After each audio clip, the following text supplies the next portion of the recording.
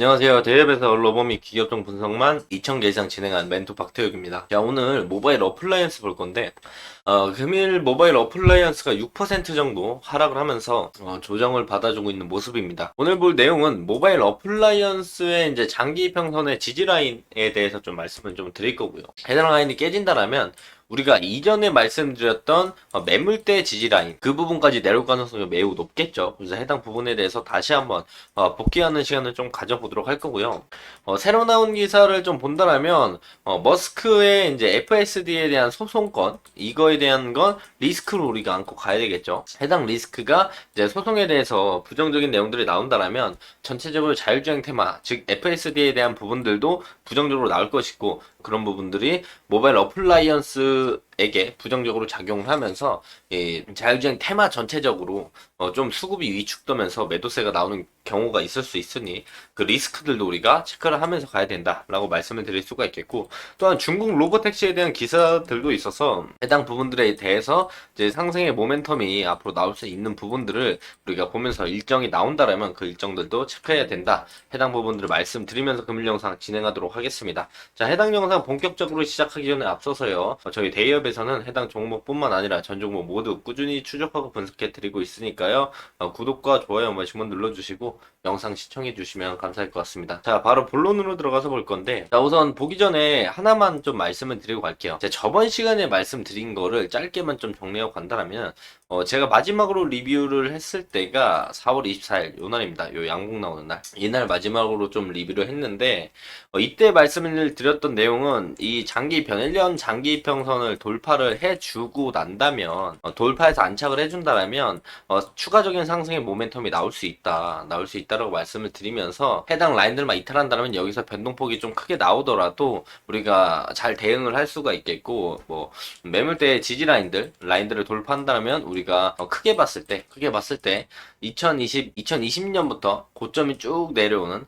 해당 추세 상단부를 조금 더 두드려줄 가능성이 높다라고 말씀을 드렸어요. 그래서 이제 해당 추세 라인들을 본다면은 요때 리뷰를 할 때 뚫고 올라가면 해당 위에 부분들을 두드려 줄 가능성이 높다라고 말씀을 드렸고, 그러면서 그 위쪽에 있는 매물대에 3,500원 라인까지 말씀을 드렸는데, 그래서 이제 제가 마지막 리뷰한 이후에 장기평 올라탔고 여기서 두 번이나 두드려주는 모습들을 보여줬죠. 그리고 금일 조정을 좀 받아줬고, 두드려주면서 제가 말씀드렸던 3,500원 매물대 앞전 매물대 상단부 라인까지 꼬리를 달아주고 내려오는 모습을 보여줍니다. 현재로서는 이제 모바일 어플라이언스가 1년 장기 이평선의 지지를 받아주면서 올라오는 요 21선 라인들의 지지를 받아주는 게 1번이고요.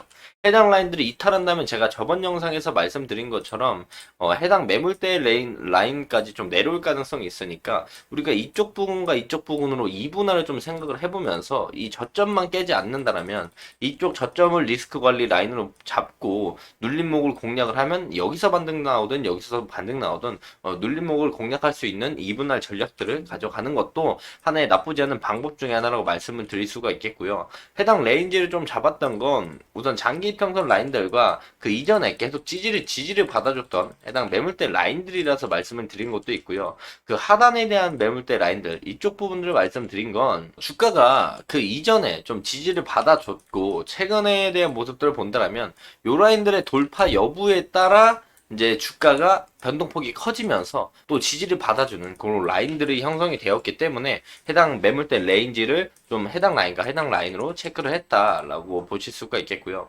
자, 2020년부터 고점이 좀 낮아지는데 이런 식으로 이제 우하향하던 모습을 보여주는 게 정상적이고, 그렇다면 여기 저점과 여기 저점들도 이만큼씩 낮아졌다가 올라가야 정상입니다.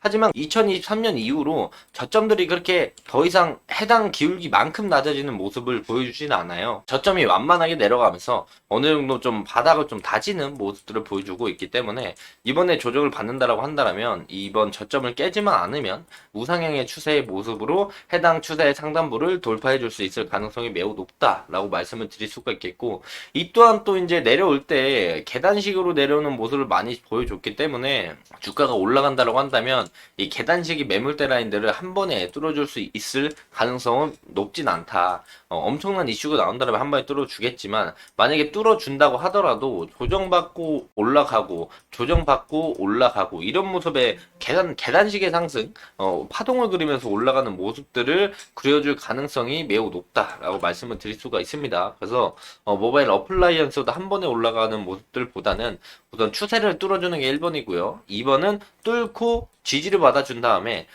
계단식의 상승들이 나올 가능성이 충분히 있다라는 점, 앞에 매물대를 소화하면서 가야 된다는 점 우리가 참고하면서 보면 좋을 것 같고요. 그리고 이제 어쨌든 최근에 상승에 대한 모멘텀을 저번에도 말씀드렸지만 짧게만 한 번 더 말씀을 드리면, 이때는 이제 자율주행 3단계 현대차에 관련된 내용들이 나오면서 올라가졌고, 해당 매물대를 요번 갭 음봉과 함께 어느 정도 소화를 해줬기 때문에 요번에 이제 조정을 받고 올라간다라고 한다면 해당 라인을 뚫어줄 가능성이 조금 더 확률이 높아졌다라고 볼 수가 있겠고, 최근에 이제 상승의 모멘텀은 8월 8일 로보택시에 관련된 내용들, 그리고 두 번째는 현대모비스의 4단계 자율주행 실증, 그리고 세 번째는 FSD 중국의 안전검사에 대한 내용들이 나오면서 상승의 모멘텀을 보여줬습니다.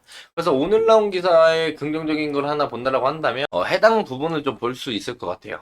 자, 머스크가 중국에서 로보택시 테스트 제안을 했는데 중국에도 긍정적인 반응을 보여줬다. 즉 이전에 FSD에 대한 안전검사에 대한 내용이었고, 어제 나온 기사로서는 로보택시 테스트 제안 별개거든요. 그래서 해당 안전검사가 통과됐으니 테스트 제안이 진행이 됐고, 그러면서 미국도 긍정적인 반응을 좀 보여줬다라는 부분들이 나오면서 로보택시에 대한 부분들이 긍정적으로 해석이 된다. 그래서 우리가 8월 8일에 로보택시가 이제 진행이 되는 거는 미국에서 진행이 되는 거죠. 그래서 지금은 이제 상하이에서 로보택시 테스트 진행을 신청하는 걸 모색하고 있다. 그렇다면 중국에서도 이제 로보택시가 진행이 된다라면 테스트 확정이나 테스트 이후에 로보택시가 뭐 몇 월 며칠에 출시를 한다. 어디에? 중국에 해당 내용들이 나온다라면 그런 부분들도 이제 모바일 어플라이언스의 자율주행 테마의 상승의 모멘텀이 될 수 있을 것이다 말씀을 드릴 수가 있겠고요. 그래서 이제 부정적인 걸 하나 말씀을 좀 드리자면 스스로 주행한다던 테슬라 오토파일럿 사기 수사에 대한 부분들입니다. 자, 보시면은 테슬라 측이 주행 보조 기능 오토파일럿과 FSD 시스템을 소개하면서 소비자나 투자자들을 속였는지에 대한 집중적으로 수사를 진행하고 있다고 내용이 나와 있어요. 그래서 보면은 이게 소비자들을 속여버리면은 전신사기고요. 이게 FSD에 대한 내용들로 인해서 투자를 하게끔 유도했는데 그게 사기면 증권사기 혐의로 넘어갑니다. 그래서 소비자를 속이면 전신사기, 해당 내용들로 인해서 투자를 꼬셨는데 그게 사기였으면 증권사기 혐의로 넘어가는데, 해당 부분들은 이제 테슬라가 FSD 관련돼 가지고 사기를 쳤다라는 게 아니고 이 사기를 저질렀는지에 대한 수사에 착수를 했다라고 되어 있거든요. 그렇다면 FSD와 이제 주행 보조 기능 이거에 관련된 부분들에 대해서 입증을 어느 정도 기술력에 대한 걸 하면은 해당 수사는 혐의 없음으로 끝나겠죠. 저는 개인적으로 기술력에 대한 부분들이 뭐 1년, 2년 안에 나올 수 있는 뚝딱 나오는 게 아니기 때문에 해당 혐의에 대한 조사는 진행됐지만 그 부분이 혐의가 씌워질 가능성은 높지 않다라고 생각을 합니다. 하지만 이거에 대한 검찰 조사가 어떻게 나올지 모르기 때문에 이 부분은 우리가 리스크적으로 안고 가야 하는 부분 중에 하나라고 볼 수가 있겠죠. 그래서 해당 내용들이 어떻게 나오는지에 따라서 로보택시에 대한 출시가 밀릴 가능성도 있겠고요. 앞으로 FSD에 대한 상용화 시점이 밀릴 수도 있다. 이런 부분들을 참고해서 보면 좋을 것 같다 말씀을 드릴 수가 있겠고, 앞으로 이제 조정이 나오고 나서 상승이 나온다면 상승의 모멘텀은 첫 번째 8월 8일 로보택시 저번에도 말씀드린 거고요. 자, 두 번째는 아까 봤던 중국의 로보택시에 대한 상용화 부분이라든가 아니면 테스트에 대한 부분들이 확정이 난다라면은 그 부분에서도 자율주행 테마가 상승의 모멘텀을 만들어줄 수도 있겠고, 자, 세 번째는 우리가 저번에 봤었던 현대모비스에서 인천에서 이제 자율주행 4단계 실증 사업이 진행이 되잖아요. 이것 때문에 상승의 모멘텀을 만들어줬고, 이전에도.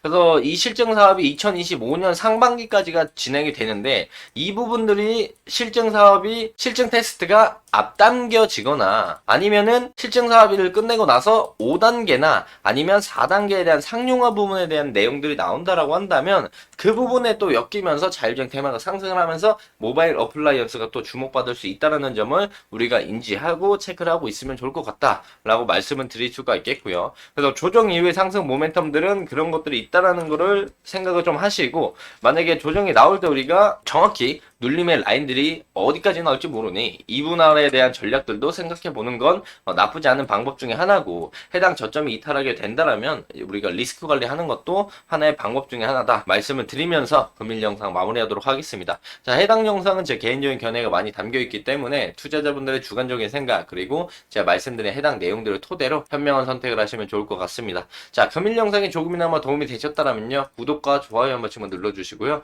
응원의 댓글도 많이 남겨주시면 감사할 것 같습니다. 자, 금일도 영상 끝까지 시청해 주셔서 감사합니다.